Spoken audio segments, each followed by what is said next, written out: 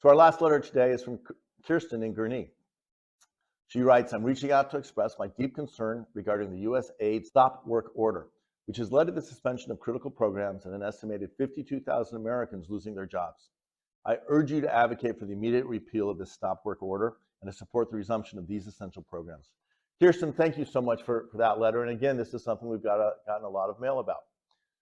USAID is the branch of the American government that completes what I call the three-legged stool of defense, diplomacy, and development.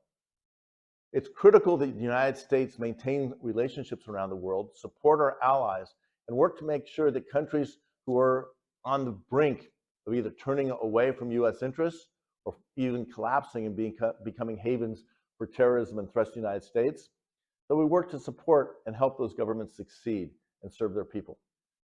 Defense is a part of that. The United States has the greatest military in the entire world, and we have men and women in uniform serving in all corners of the world protecting our interests. Diplomacy is certainly a critical issue of that, and the diplomats who serve in places far and wide will reflect the best of America, representing our interests in the governments of allies as well as the governments of adversaries.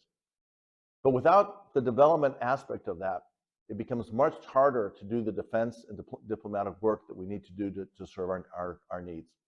USAID, which was established by President Kennedy in the 1960s, is the United States' commitment to go into places like Latin America and Africa, provide resources where people are at risk of starving to death, to provide opportunities for people to govern themselves, setting up governments that reflect the interests of the people who live there and are less susceptible to falling into the influence of Russia or China or Iran.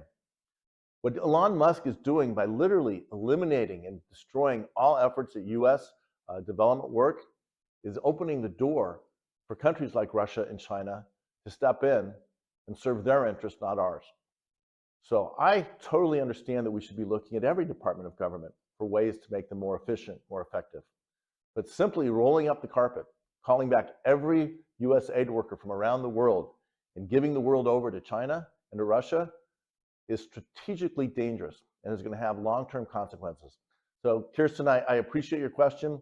I'm going to, as a member of the House Foreign Affairs Committee, I'm going to make sure that we're doing everything we can to protect America's national security with a strong defense, but also a position where we can stop problems where they originate in places far away before those problems come to roost here in the United States.